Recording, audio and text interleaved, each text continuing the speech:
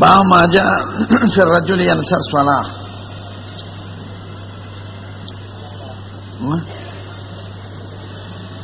باب ما جاء في الرجل تفوت الصلوات بأيتهن يده. دریو بحثو تا خیال کوي. اوله مسله دا باب صدا ګورې زه به درته پرچه کې دا ولیکم چې موضوع د باب نو موضوع د باب عنوان او مسلې ته وایي. باب کې څه وایي؟ موضوع د باب څه ده؟ یعنی مقصد یې څه دی؟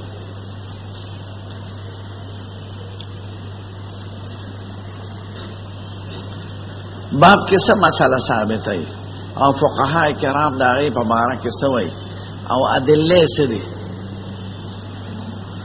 نو دریو بحثو ته خیال کوي. اوله مسله دا ثابته وي چې سړي نه مونځ قضا شي، نو دا مونځونه قضا کول به په ترتیب ادا کوي که بلا ترتیبه مدا کول شي. دارنګې د قضا د موجوده وخت سره د وختي سره ترتیب ضروری دی او که غیر ضروری. نو ترتیب بین الفوائد او ترتیب مع الفوائد والوقتیه. فوائد په ترتیب ادا کې سړي نه څلور مونځونه قضا شي، ماسپښین، مازدیګر، ماسخوتن مثلا، نو دی به په ترتیب ادا کوي که نه. او دارنګې وختي مونځ وي نو د وختي نه به یې مخکې کوي که وروسته کولی شي. نو ترتیب په خپله فوایدو کې او ترتیب د فوایدو د وختیو سره دا عنوان د باب دی.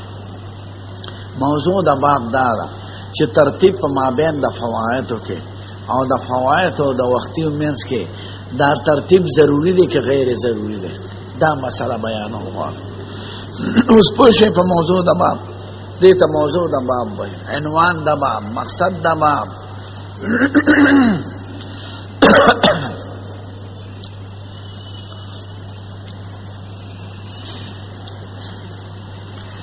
دا خو عنوان شو. د دې عنوان په باره کې موضوع د باب کې د فقهاو دوه مسلکه دي.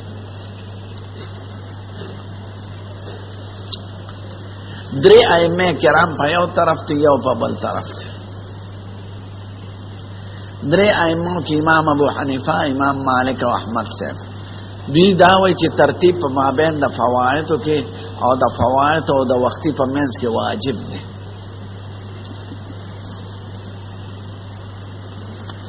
بلکې زمونږ په کلام کې هغې واجب وایي نه، او زمونږ عام متونو کې فرض وایي.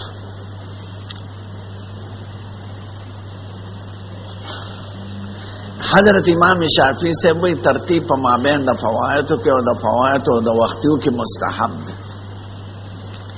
نو مونږ ورته فرض وایو، هغې ورته مستحب وایي. دا مسله ثابتول غواړي. بیا د دې درې واړو امامانو په کور کې ترتیب په څه ساقطېږي چې ترتیب به فرض نه پاتې کېږي. نو زمونږ په مذهب کې په دریو شیونو ترتیب ختمېږي. اول په کثرت د فوایدو چې د 5 نه زیات شي، دویم په نسیان چې سړي نه هېري، دریم په زویغ د وخت د وختي سره. د وختي مونځ وخت مختصري نو بیا وختي مخکې کوه اگر چې در باندې فواید وي. نو په کثرت د فوایدو چې د 5 نه زیات شي، په نسیان د فوایدو او په زویغ د وخت د وختي. امام احمد صاحب وایي او په کثرت د فوایدو نو ترتیب نه ساقطېږي. که ډېر فواید هم بیا کې البته د نسیان او د زیغ د وخت د وختي فوت کېږي. حضرت امام مالک صاحب وایي هغه ته منسوبه ده چې په نسیان هم نه فوت کېږي ترتیب، خو صحیح د هغې په مسلک کې دا دی چې په نسیان فوت کېږي. نو په کثرت د فوایدو، کثرت دا چې د 5 نه زیات شي، په نسیان د فوایدو چې در نه هېر شي، په زویغ د وخت د وختي. دې درو صورتونو کې ترتیب ساقطېږي. څه علما په کثرت باندې نه وایي او څه علما په نسیان کې هم نه وایي، خو صحیح دا ده چې په نسیان کې ټول وایي. شافعي صاحب وایي ترتیب که دې وکړو نو ښه خبره ده، خو که ترتیب دې ونه کړو نو مونځ دې صحیح دی. ترتیب دا هدایه ډیر اوچت تعبیر دی. هدایه کې وایي الاصل فی ذلک ان الترتیب عندنا مستحق وعنده مستحب. فرض صرف دی تعبیر نه کوي. الترتیب عندنا مستحق وعنده مستحب. اوس راځي دلایل. دلیل د ترتیب هغه واقعات د مصطفی دی. حضور مبارک نه په جنگ خندق کې 15 ورځې کافرانو محاصره کړو. نو کله ته 2 منځونه قضا شوي دي، کله ته 3 قضا شوي دي، کله ته 4 قضا شوي دي. خو کړي به په ترتیب دي. یو موقع کې بخاری کې مازیګر او ماښام ذکر دی چې عمر صاحب راغ دلته ذکر کړي کنزل کور کفار د قریشو ته چې قربان صلات عصر ایرانه داسې کړ. نو حضور امام نه دی کړی، نو چې به کول کنه د نور ډوبېدو نه پسې کړی دی. فاول عصر وکړه بیا ماښام وکړه. لفظي قولي حدیث په دې باب کې نه راغلی، عمل د مصطفی دی. موږ شوافی دا وایي چې عمل خو فعل دی او عمل دلیل د فرضیت خو نه، غایت ما فعل دا باب دلیل د سنتیت او د استحباب دی. کړي دي په ترتیب ټیک ده، ترتیب خشه ده. نو دا خو په فعل د مصطفی ثابت دی، چرته تشریعي قول نه دی کړی او بابونو کې مدقه دی. د دې وجه مولانا عبدالحی صاحب په تاریخ ممجد کې او ابن حمام په فتح القدیر کې او حافظ ابن نجیم په بحر الرائق کې قول د شافعی صاحب اولا بالاتباع ګڼل دي او اقوا دلیلا او حجتا نه ګڼل دي.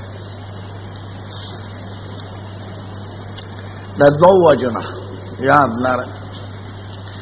اول دا وي چې دا عمل د مصطفی دی، عمل خود دلیل د فرضیت نه د سنتیت ته. ویم دا چې احناف شیخانو تاسو په اخبار احاد باندې فرضیت نه ثابته ده. فرض دیته وي ما ثبت بدلیل قطعی لا شبهه فيه. ما اخبار احاد خو تاسو په نس ځونی دي، نو په ځونی باندې څنګه فرضیت ثابته ده؟ من فاتحه ته فرض نه وایو او حدیث قولی باندې ثابت ده لا صلاة لمن لم يقرأ بفاتحة الكتاب. ځکه دا اخبار احاد دي او احاد ځونی وي یا ثبوتن یا دلالتن. دا مې ته مخکې ویلو کنه مراتب د دلالات او خبرې ټول واقع سره مطابق دي. ابن حمام دا ذکر کوي فتح القدیر کې، ابن نجیم په بحر الرائق کې، مولانا عبدالحی صاحب لکنوی موطا امام محمد شرح چې لیکلی ده په تعلیق الممجد کې چې قول د شافعی صاحب دا مضبوط ته په اعتبار د دلیل او د حجتیت سره.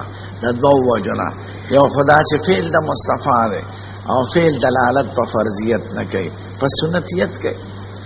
دویم دا چې اخبار احاد دي او اصول د احناف دا دي چې فرضیت هغې په اخبار احاد ثابت نه وي.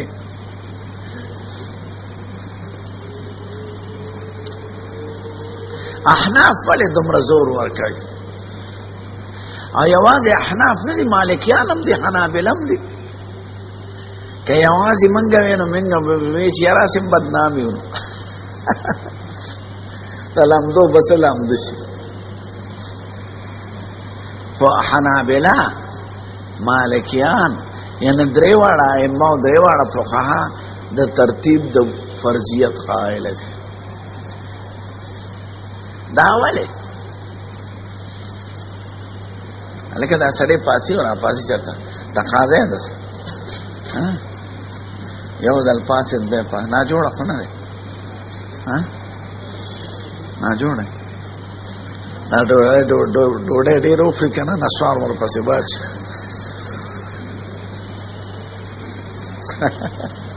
خفه نه شي هلکه زه ټوخې کوم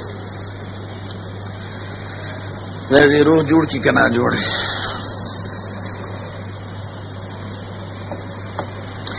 دا باخید به امامان خو فرضیت په اخبار احاد هم ثابتوي او زمون اصول نه دي نو څنګه به ورته فرض وایو.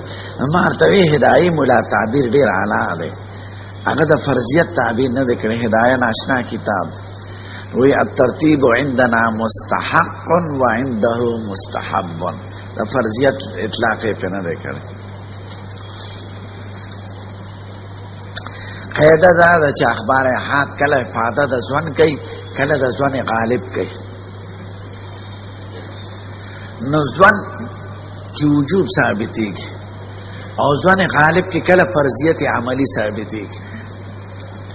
ځوان دې ته وایي چې د جانب مخالف احتمال باقی وي، او ځوان غالب دې ته وایي چې د احتمال د مخالف هغه ختم شي، نسیم منسیه شي. لکه اوس مونږ څلورمه حصه د فرض د سر فرض وایو، نو دا خو په قرآن نه ده ثابته، په حدیث مبارکو ثابته. امون څلورمه حصه د فرض وایو، دا فرض عملی دی. نو دغه شان ترتیب کله په اخبار احاد مونږ وې خو د افاده د ځوان غالب کوي، او ځوان غالب کله افاده د فرضیت کوي، دا فرضیت عملی دی، د واجب نه لګوچت او دا غي فرض قطعی د لاندې چې افاده د دې ځوان غالب کوي. دا ځوان غالب د کوم ځای نه معلوم شو؟ دلته مونږ وایو شوافی وته چې ستاسو پنس د ماښام وخت دومره مختصر دی چې 15 رکعاته پکې کېږي، او په اول وخت کې د ماښام مونځ په اتفاق د علماو سنت دی.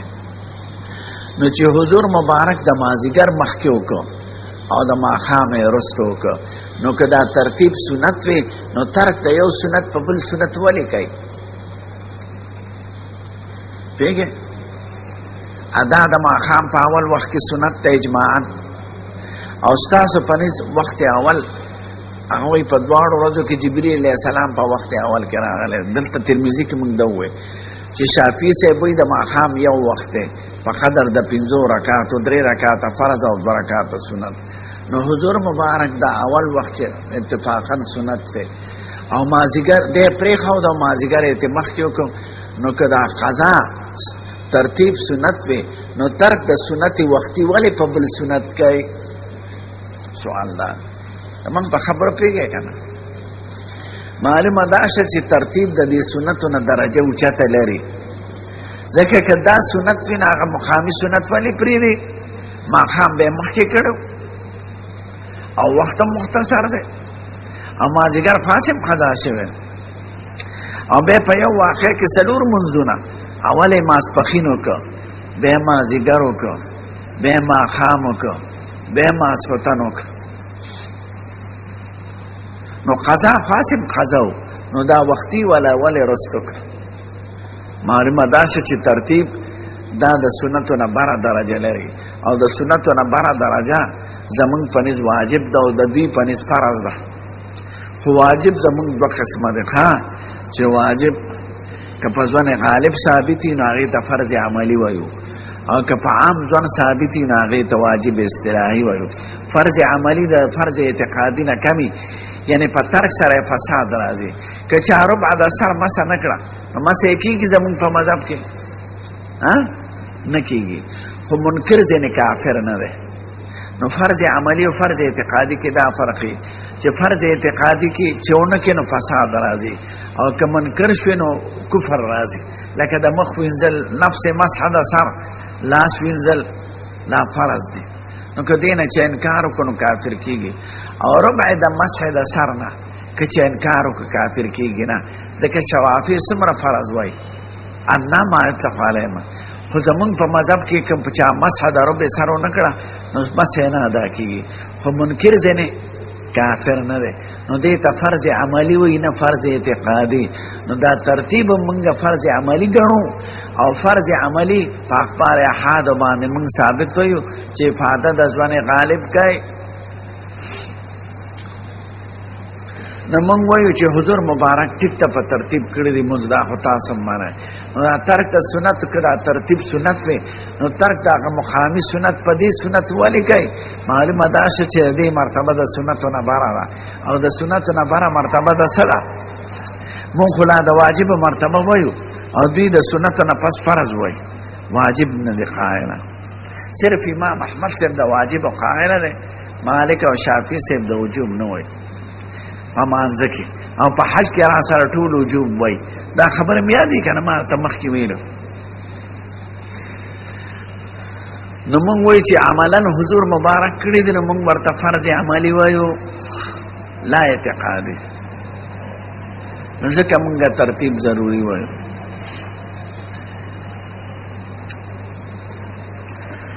ما جاء في الرجل تفوتهن صلوات بأيتهن يبدأ. سړی نه فوت شي منځونه په کوم بشورو کوي. زنا الناظر قال سلام عليكم ابي زبير النافع بن جبير نوت بن ابي عبيده بن عبد الله بن مسعود قال قال عبد الله ان المشركين شغلوا رسول الله صلى الله عليه وسلم عن 4 صلوات. یو ورځ د سلور منځونو مشغول او ساته، ځکه په یو بل د کانو د خوخت غزارونه کول. حتى ذهب من الليل ما شاء الله، د شپې ډیره حصہ لاړه. امر بلال سے ته وې نو اذان وکړه، نو اوله ماسپخین منځ وکړه، به اقامت وکړه، مازیګر وکړه، به اقامت وکړه، ماښام وکړه، به اقامت وکړه، ماسوتن وکړه. دلته د اقامت مسلې ته اشاره کړې ده چې اقامت هر یو د پاره پکار دی کنه. دا زموږ مذهب دی چې اقامت پکار دی.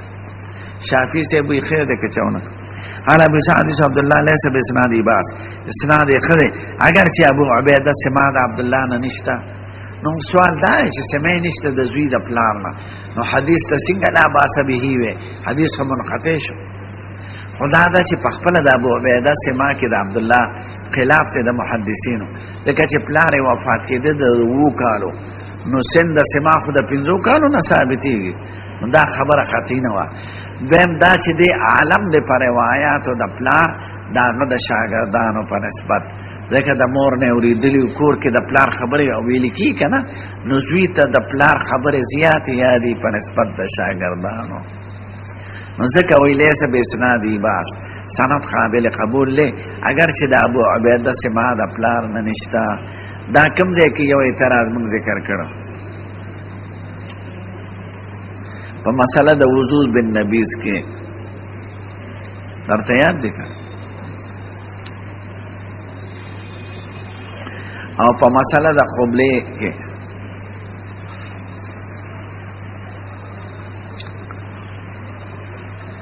نو دی وای ابو علم اسمانه ده هو الذي اختاره بعض العلم في الفوائد. علماء وای چې يقيم الرجل لكل صلاه، د ترتیب ته اشاره ونکړه. اقامت وای اذا قضاها ولم يقم اجزاءه هو قول الشافعي. مثلا محمد بن بشار دا دیم حدیث د بخاری او د مسلم دی. جابر بن ان عمر بن الخطاب قال يوم الخندق، جنگ خندق کې دا ته یاد دي کنه، د خیره کول کو سب نمرات خیره دي. او دی وی یا رسول الله ما کتو صلی العصر، دی لفظ وګوره خدام په سوال کې کله راځي. د ما کتو 2 معنا دي. اول کاده یا کاده قرب ته وای، نو ما کتو صلی العصر قریبا نو چې ما منځ کړي وي هو میکا، یعنی حالات داسې د خشتو وشتو د کانو وشتو چې د مز مخاراتم په مشکله ملاو شو. نو ما کتو صلی العصر قریبا نو چې ما منځ کړي وي هو میکا، نو د کړي دي خو حضور نه کړي. دا معنا دا چې کتو دلته په معنا دا كنتو سره ده. نو ما کتو صلی العصر ما منځ نه کړي، نو حضور و امام نه کړي. نو دا کتو دواړه معنا راځي ښا، او محدثینو کرامو دواړه ذکر کړی دي. اول ما خرجت ان صلی العصر قریبا نه وی چې ما ذکر مې منځ کړي وي خو مې کړو. په دې صورت کې کړي دي خو په الله هم نه کړي دي. دا معنا دا کتو کنتو ما منځ نو کړی شو.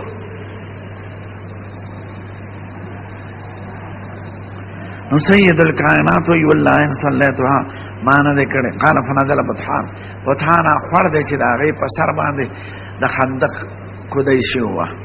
بطحان د دوی طرف ته دا خور دی چې په مدینه کې راغله، د قباء طرف راغله ده.